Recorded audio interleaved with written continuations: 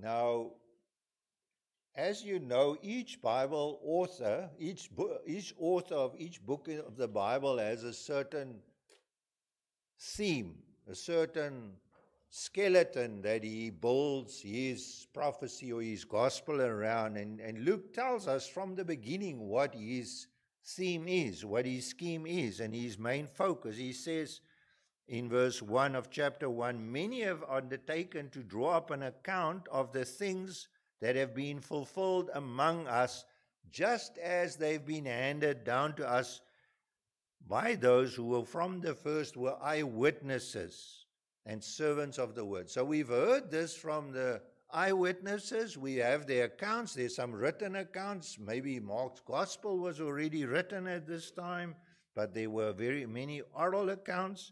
And then he says, therefore, since I myself have carefully investigated everything from the beginning, it seemed good to me to write an orderly account for you, most excellent Theophilus, beloved of God or lover of God, so that you may know the certainty of the things that you have been taught.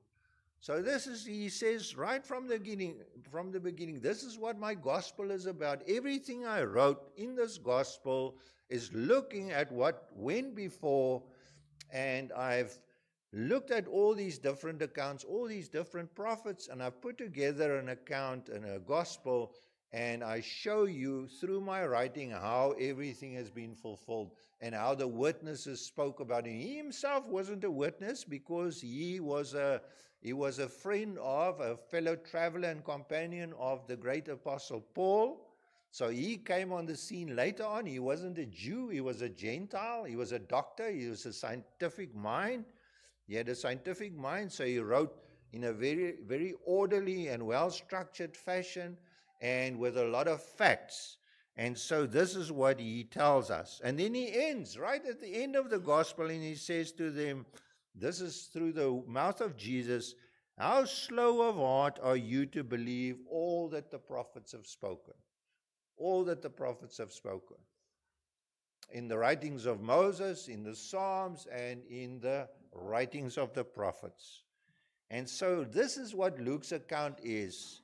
It's a fulfillment account of the things fulfilled among us, and the purpose of this is not so that you can go and sleep or this afternoon and think, what's for lunch. That's not the real reason why he's doing it. What's the reason why he's doing it?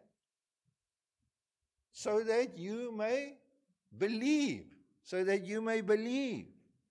And he sets this out and he says, how is it possible that the prophets can say all these things and one man comes and he fulfills all of this and you walk away without being changed? That's the whole point. And so today we want to see, how do we recognize true prophecy? How do we recognize true prophecy? And I thought about it and I thought there were 4 elements. Maybe there's more which I haven't seen yet, but if you see, please let me know. But there are 4 elements to prophecy to which it must comply, true prophecy. And the first is verifiable historicity. Verifiable historicity. It must be set in real time, in real history, in a real place with real people. It cannot take place in some faraway land such as in Grimm's fairy tales. It has to be accurate in prediction, not just foretelling, but foretelling with interpretation. It gives you the interpretation, not vague generalities like when you go to the circus and you go to that Madame Blavatsky in a tent to have your fortune read, and she speaks in vague generalities. And so you listen to her and you can understand anything from that. Please don't go to a fortune teller, but that's what they do. And it's vague and you can make of it what you want. But it gives you the prophecy, it gives you the interpretation and the explanation. And the third element is authentic fulfillment. It has to be fulfilled in time, in a real place, in a real space, by a real person or real event, and there is no other possible explanation. It can only fit this. And there are so many strands and so many factors that come together that only this interpretation can be the right one. And then the last purpose, the last element to prophecy, it's divine purpose. It's not for you just to know stuff. You can know a lot of stuff and still be lost. There are lots of people at university who study theology and they know a lot of stuff and they are totally lost. So it's not how much stuff you know, it's that you must believe in the Lord Jesus Christ. And this is what Luke does over and over and again. So let's have a look. Verifiable historicity. Point number 1. It says, in those days, there was a Caesar, his name was Augustus, and he issued a decree that a census should be taken in the entire Roman world, and that this was the first census, not the second or the third or the fourth, but the first one that took place while Quirinius was governor of Syria. And here we have real historicity. There was a man by the name of Augustus, Caesar Augustus. His real name was Octavian. He was the adopted son of Julius Caesar. And he became the emperor because he was that's what some of the emperors did in those days when their own sons were really no-gooders. They would sometimes adopt a general from the army or somebody that showed great promise, and they would make that person, that man, their adopted son, and that person would take over the empire. And this is what happened to Augustus. The name Augustus signifies that he was a son of the gods. He was seen as divine. That's what the name Augustus really means. Most excellent, august Caesar. He's the son of the gods. His bust was on the coins of the empire, and his head was on the shields and the flags of the soldiers. And they used to call him most excellent and illustrious Caesar. He was a great ruler. And he was in charge of the whole known and civilized world, a road system that connected vast tracts of the empire together where people could travel safely, with garrisons spaced every few kilometers, maybe every 10 or 20 or 50 kilometers. And there was a worldwide peace called the Pax Romana, which meant that you could travel without being overtaken or assaulted by bandits and crooks. And then he decided he's going to count everybody in the empire. Not just count them, he wants their names and their surnames and their addresses. And you think, well, why does he do that? Taxes, my dear friend, taxes. So if you have the next census people come around, close your blinds, lock your gates, and watch them through the blinds until they go away, because they're after your taxes. And the Caesar wanted, first of all, people for his armies, because there were vast armies. And those who couldn't go to the army, like the Jews, they didn't conscript Jews, they had to pay taxes. They still had to pay taxes. The others had to do army and taxes. And this is what he did. And to make it even more clear, he said this was the first census under the Caesar Augustus, while there was a man, Quirinius, who was the governor of Syria. So why all these names and all these events? Because you can go into history and you will find it there. This actually happened. You can find out when was the first census of this king. Now, compare that now with Joseph Smith, who was visited by the prophet Moroni, who lived in the 4th or 5th century. There's no knowledge of him whatsoever. He died and he became an angel. And he visited Joseph Smith and he gave him golden plates and golden spectacles. And with these golden spectacles, he could read the golden plates. And that was the Book of Mormon. Nobody else has seen these plates or spectacles. You can't find them. But that is told as a genuine story. Now, which of them seem most historically accurate? Which of these stories can you verify? And that's the whole point. the one you can verify. It's real history and real places and real peoples. And he wants us to know this. Luke wants us to know this. Everyone had to go to their hometown. We read there, everyone in verse 3 had to go to their hometown. And here's the neat thing about the whole thing. Not that, apart from the fact that it was historical, this worldwide ruler, who was seen to be the son of the gods, gave a decree so that hundreds and hundreds of thousands of people moved all across the empire. They went like this. But at the end of the day, there were two people that counted, only two. And that was Joseph and Mary. And they moved 146 kilometers. Only 146 kilometers from Nazareth to Bethlehem. If they walked, it would have taken them 34 hours. A town called Bethlehem, the house of bread, that's where they went. And God, in His sovereign rule and will, ordained this to take place at this time when Mary was pregnant, so that these two people would move from the north 146 kilometers to the south. The second thing that we see in Luke's prophecy is the accurateness of his prediction. So we read in verse 4, so Joseph also went up. So, just like that. So, millions or thousands, hundreds of thousands of people are moving all across the empire, and then there's this verse, so Joseph also went up from Nazareth in Galilee to Bethlehem, to the town of David. Bethlehem was the town of David because he belonged to the house and the line of David. And he went there to register with Mary, who was pledged to be married to him and expecting a child. What is significant about Bethlehem?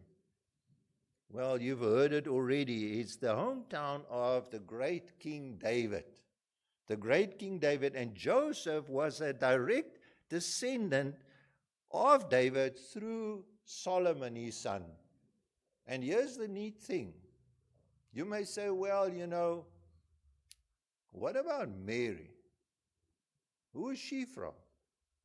Because if this king is to be the son of David, he's to be a descendant of David, there's no blood of David in his veins if Joseph is not his father. Well, Mary was also a descendant of David through Nathan. Another one of David's sons. Because the Messiah had to come from David's line and David's town, and had to have David's blood in his veins. And Luke tells us that. And this links us to another earlier prophecy back in the book of Ruth. You can remember the book of Ruth? There was this woman, the prostitute from Jericho, Rahab, and she had a son that nobody wanted to marry, Boaz, because probably his mother was a prostitute from Jericho. I don't know. Maybe he was just not a very nice looking man. And who did he marry? He married a Moabitess, and she gave birth to a son named Obed. And Obed was the grandfather of Jesse, the father of David. And all of that happened in Bethlehem. In Bethlehem. And this is said about Ruth. May the Lord make the woman who is coming into your home like Rachel and Leah, both of whom built the house of Israel, and may you achieve wealth in Ephratah and become famous in Bethlehem. And then we read the verse 17 in chapter 4 of Ruth. And so they named the baby that was born to Ruth Obed, the father of Jesse, the father of David. The prophet Micah says that the Messiah had to be born in in Bethlehem. 700 years before the birth of Jesus, Micah prophesied this. He said, you, Bethlehem Ephratah, though you are small amongst the clans of Judah, out of you will come for me the one who is the ruler over Israel, whose origins are of old. In other words, he is eternal. He has ancient origins. His origins cannot be calculated. And here's the thing which we sometimes forget. When the Magi or the wise men came from the east and they said, "Where's this one born, the King of the Jews?" What did they reply? The Pharisees and the teachers of the law. What did they say immediately? He will be born in Bethlehem. So you would think that if these men came from the east and they inquired about the king born of the Jews, they would go and look. But they didn't. Only the wise men went. And in the book of Luke, the Gospel of Luke, we know that the shepherds went. But what is interesting is that if Jesus started his ministry and there were rumors that he could be the Messiah, you know what the easiest way would be to discredit Jesus? What would be the easiest way? Jesus of Nazareth, that's what they called him. Just go and check the genealogical records.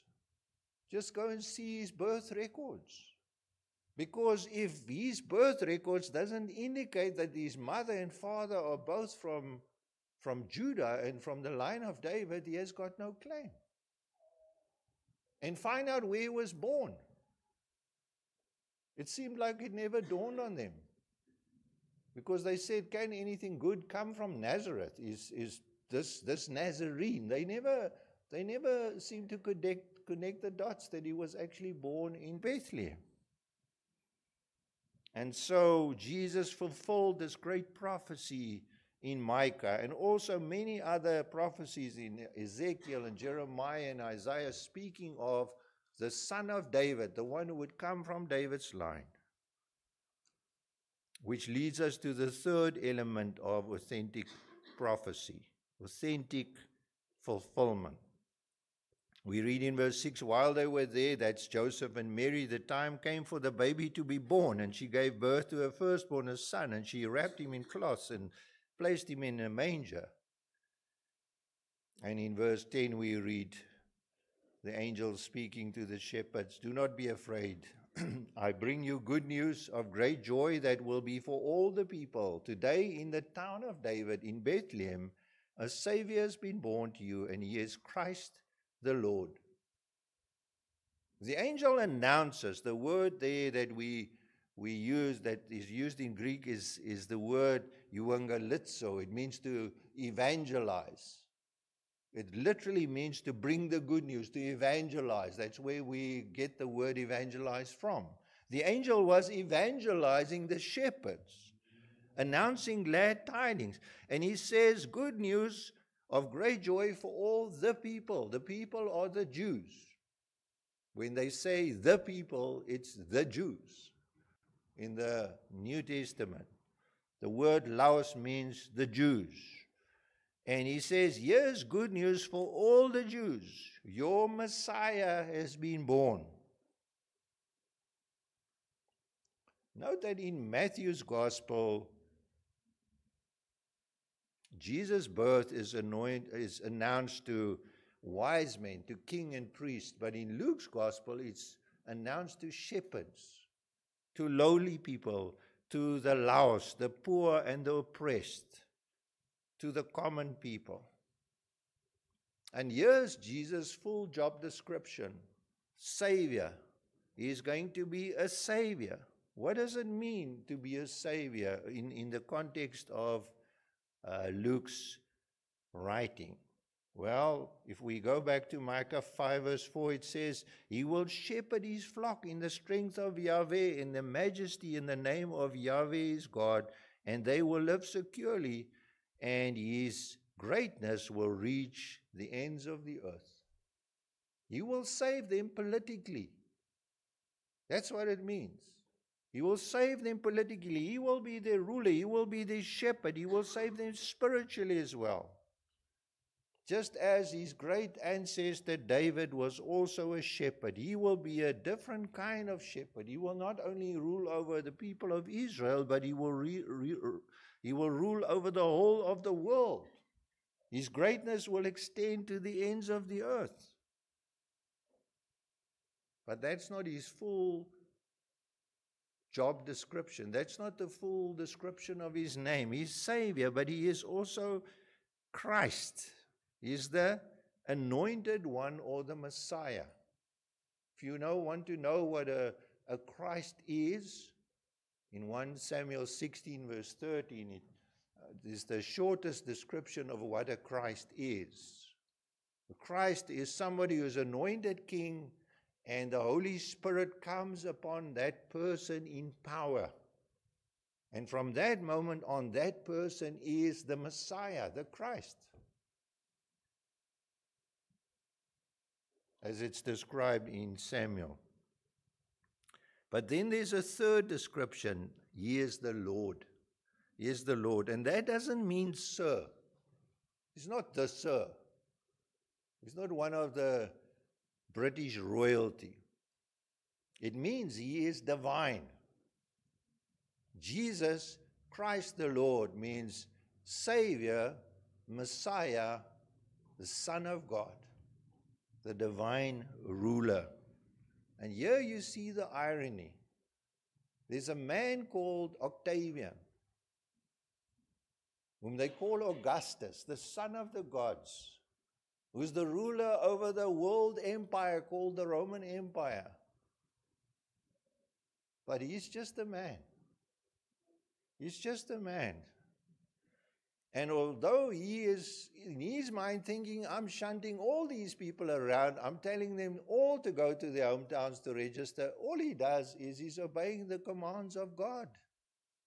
Because God needs Jesus to be born in Bethlehem. And at the moment, he's 143 kilometers in the wrong place, in his mother's womb. So he has to move. And God uses this king and he moves. And here the king of the universe is born. The king of the world is born. The real divine king. And his name is Jesus, Savior, Christ, Messiah, and Lord, divine, the divine Savior, Messiah. Now all these things, as I've said right from the beginning, my friends, may be interesting.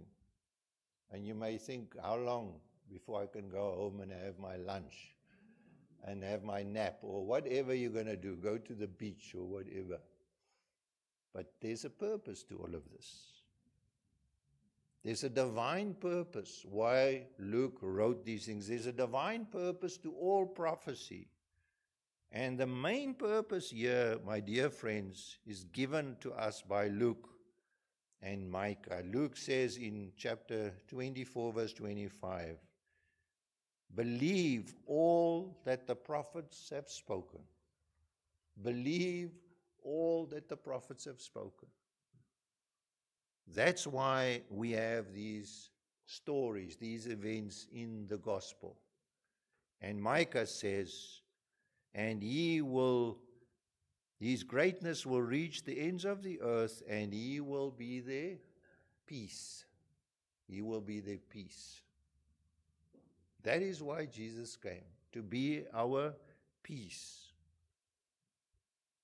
Prophecy is not just an accurate prediction. It has to have a reason. If you knew, and I'm not encouraging you to do that, but if you know, I don't know when the next horse race is, and you know which horse is going to win, what will you do?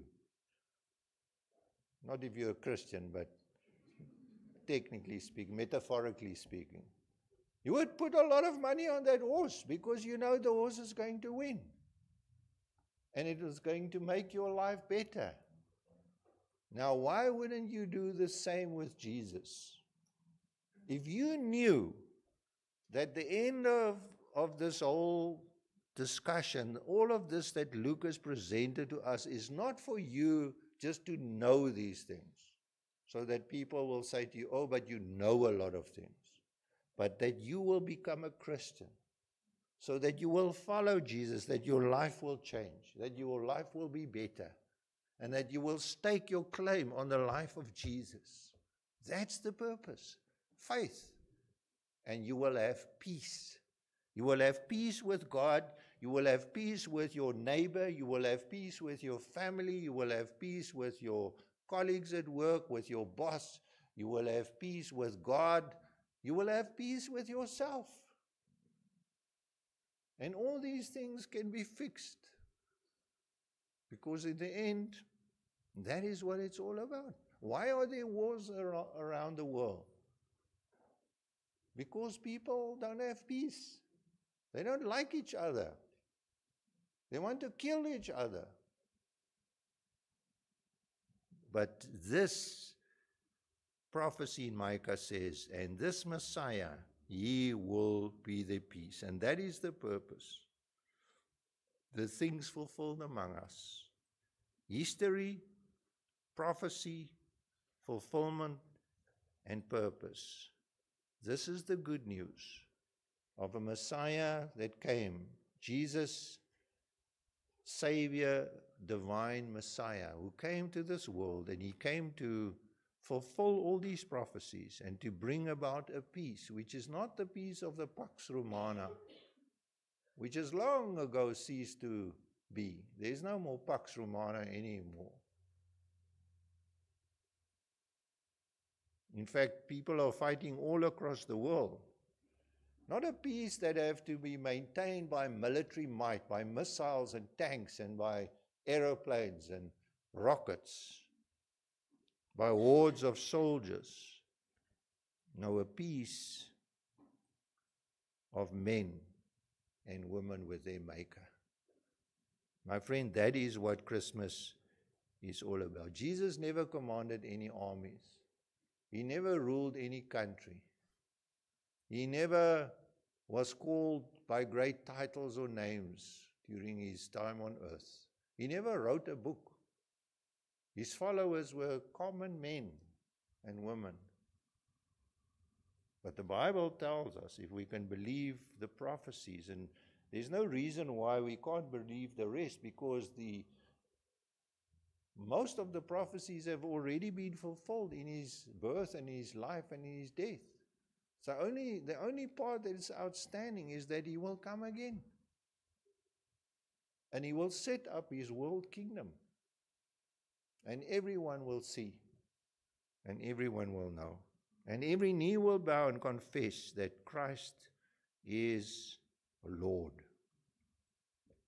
My friend, let this truth challenge you during this Christmas season. And may you know Jesus truly, and may you have peace. That is my prayer. It's the council's prayer for you for this Christmas and for the new year. Amen.